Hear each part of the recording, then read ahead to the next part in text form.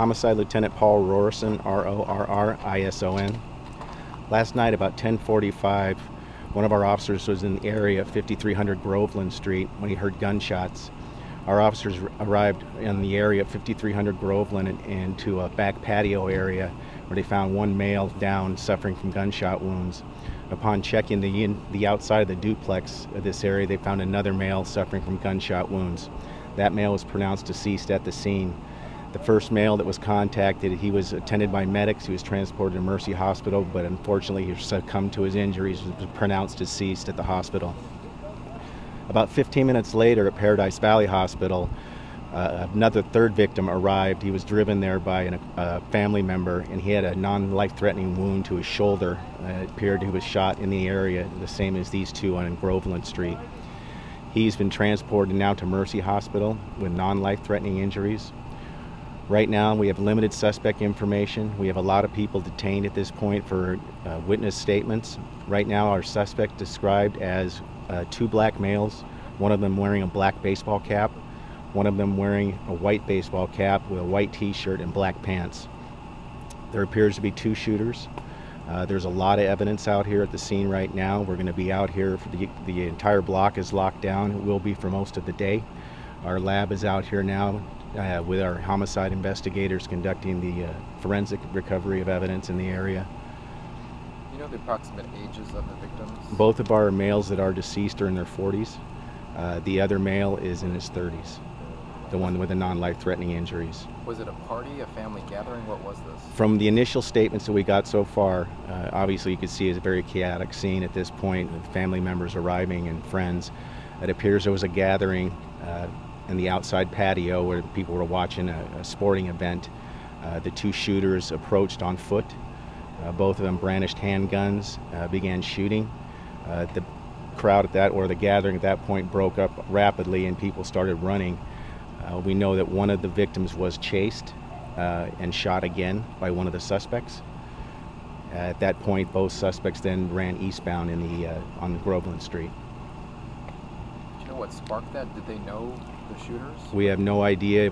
We don't have anybody at this point who can positively identify any of the suspects. We do have several people that were witnesses to the shooting.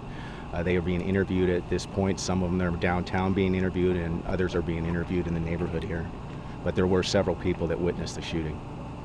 Gang related? We're not sure at this point. It doesn't appear to be, but we don't have any motive at this point.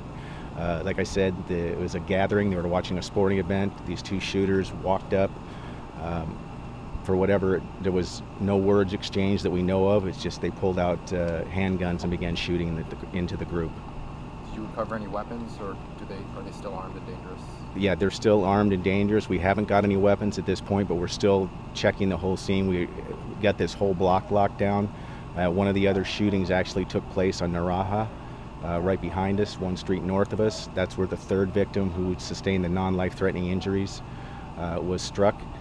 There are several vehicles that have been impacted by gunshots, so we're still going through trying to gather that type of evidence. Shell casings, there's many of those in the area, so we're still trying to do all that forensically. But right now we're just beginning with the photography and documentation of the area, and then we'll gradually tighten that perimeter and get into the actual scene itself. Was the third person a part of the gathering? A third person is related to the gathering, but we don't know the circumstances of why he was shot a block away. At the initial, I stated the officer was about a block away. He heard gunshots. Our officers converged on this street. Once they got here, they then heard two additional gunshots, and those appeared to be the shots that were from the one street away here on Naraha. Do we know the relation of the victims? There are tentatively identified at this point, but we're not going to release that pending notification of the rest of the family. It appears they are related. But I don't know to the extent whether blood relatives or other type family members. Can you describe a little bit more about these family members? Obviously, very emotional. Are they all family members or friends, or who are these people? Several are family members. Others are friends for support. You just saw that they were just notified that their loved one was deceased. so that they are now coming together and providing support for each other at this point, and I understand they're going to leave the scene now.